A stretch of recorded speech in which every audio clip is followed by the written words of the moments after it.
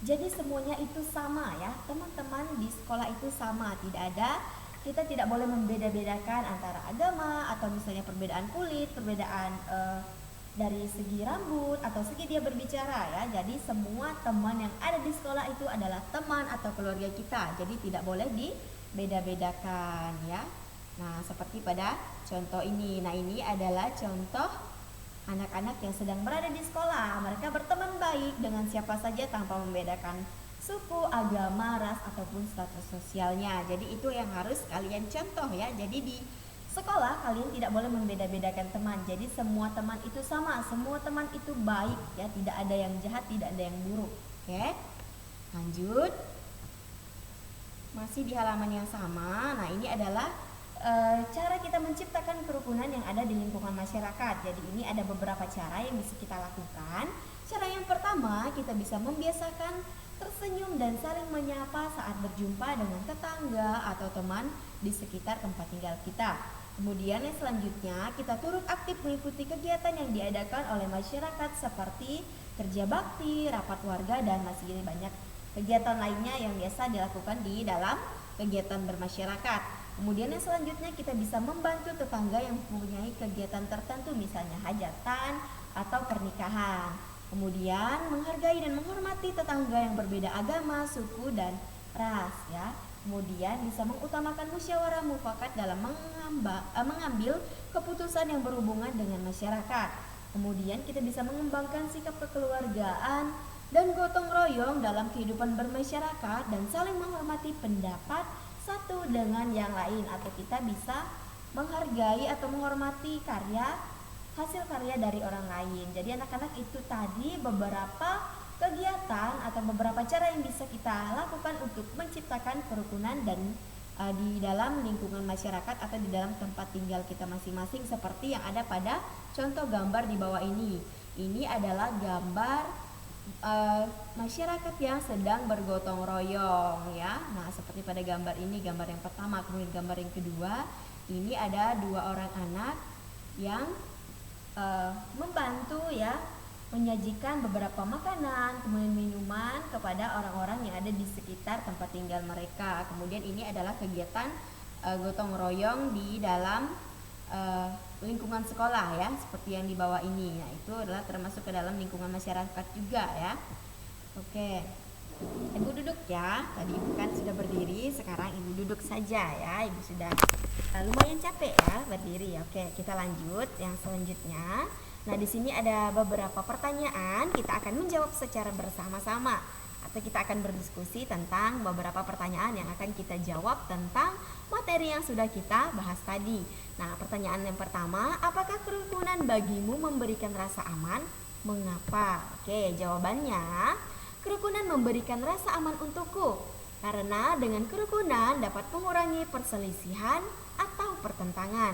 Saat pertentangan dapat dikurangi, maka persatuan lebih terjaga, kehidupan akan lebih harmonis, lebih tentram, dan akhirnya timbul rasa aman atau komunitas di lingkungan tersebut. Jadi ini adalah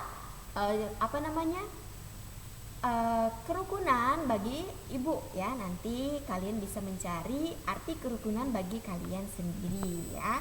Kemudian di sini ada beberapa pertanyaan. Nah, perhatikan peristiwa-peristiwa yang mengutamakan kerukunan sebagai berikut. Yang pertama, apakah yang dikerjakan oleh anak-anak dalam gambar ini? Nah, apakah mencerminkan kerukunan saat di sekolah? Jawabannya, tentu saja ya. Anak-anak pada gambar tersebut atau gambar ini tadi sedang merapikan buku-buku yang ada di perpustakaan sekolah. Gambar tersebut mencerminkan kerukunan saat di sekolah karena anak-anak telah mempraktekkan tentang adanya perilaku saling pengertian di antara mereka untuk tetap menjaga fasilitas sekolah. Nah, juga sikap mengutamakan kepentingan bersama di atas kepentingan pribadi. Jadi di sini pada gambar ini tadi bahwa anak-anak sedang merapikan buku-buku yang ada di dalam perpustakaan sekolah. Jadi pertanyaan yang kedua, apakah yang dikerjakan oleh bapak-bapak pada gambar di manakah atau gambar perilaku yang sering dilakukan? Sebenarnya ini tadi ada gambarnya ya, tetapi ibu tidak memasukkan, ibu lupa memasukkan gambar-gambar yang dilakukan oleh bapak-bapak ya. Nah, jawabannya bapak-bapak yang sedang melakukan ronda keliling kampung dengan siskambling atau sistem keamanan lingkungan.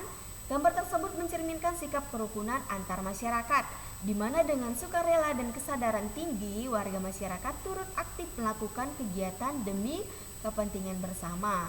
Dengan keamanan lingkungan diharapkan masyarakat dapat hidup lebih tenang dan harmonis. Nah, kemudian yang selanjutnya, apakah yang dilakukan saat di depan rumahmu ada kegiatan membersihkan lingkungan atau kerja bakti? Nah, ibu juga tidak memasukkan gambarnya di sini ya. Nah, di sini, jika di depan rumahmu ada kegiatan membersihkan lingkungan, dengan penuh semangat turut mendukung kegiatan tersebut sesuai dengan kemampuan ya. Jadi, nah anak-anak ini adalah contoh tadi ya dari kerja bakti yang dilakukan. Nah, ini adalah kita akan membahas di sini manfaat hidup rukun. Jadi di sini ada beberapa manfaat dari hidup rukun. Hidup rukun yang pertama, manfaatnya tidak adanya perselisihan antar warga. Kemudian yang kedua, kehidupan menjadi lebih harmonis. Kemudian kehidupan menjadi lebih aman sentosa. Kemudian kehidupan menjadi lebih tentram dan damai. Dan dapat memperkukuh atau memperkuat persatuan dan kesatuan ya. Jadi anak-anak itu tadi beberapa manfaat dari hidup rukun ya. Jadi anak-anak itu tadi manfaat dari hidup rukun yang sudah kita pelajari ya, materi yang sudah kita pelajari tentang hidup rukun. Jadi ini beberapa manfaat tentang hidup rukun ya. Kemudian kita lanjut. Nah, di sini perhatikan kembali tari kecak dari Bali pada materi yang sebelumnya. Nah, gerakan pada tarian kecak duduk melingkar di tempat.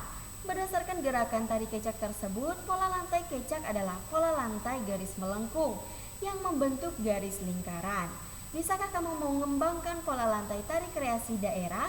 Sebelum kamu melakukannya, hendaklah latihan gerak tari dengan pola lantai sebagai berikut.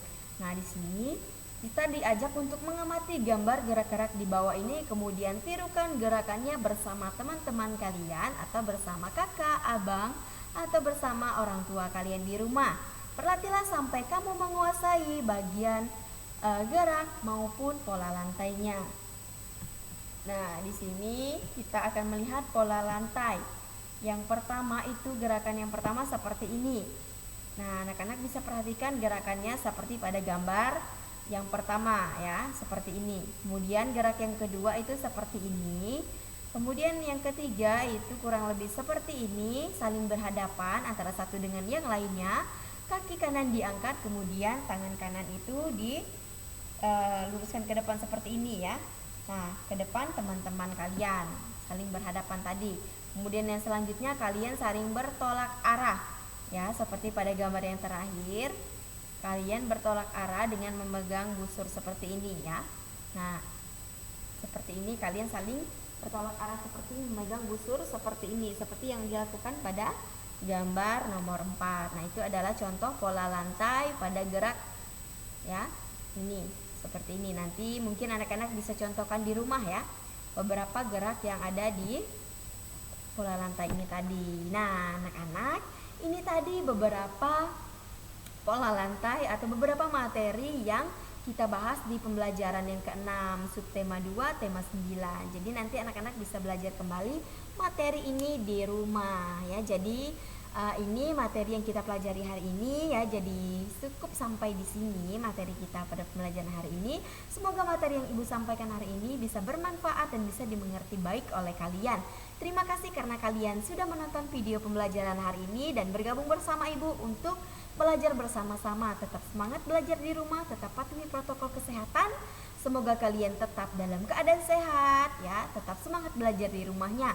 Oke, untuk mengakhiri pembelajaran hari ini kita akan berdoa bersama-sama, yaitu doa Salam Maria.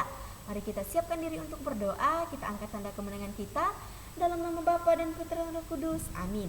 Salam Maria, penuh rahmat Tuhan sertamu, terpujilah engkau di antara wanita dan terpujilah buah tubuhmu Yesus. Santa Maria Bunda Allah, doakanlah kami yang berdosa ini sekarang dan waktu kami mati. Amin. Kemuliaan kepada Bapa dan Putra dan Roh Kudus seperti pada permulaan, sekarang dan selalu sepanjang segala masa. Amin. Dalam nama Bapa dan Putra dan Roh Kudus. Amin. Oke anak-anak, selamat pagi.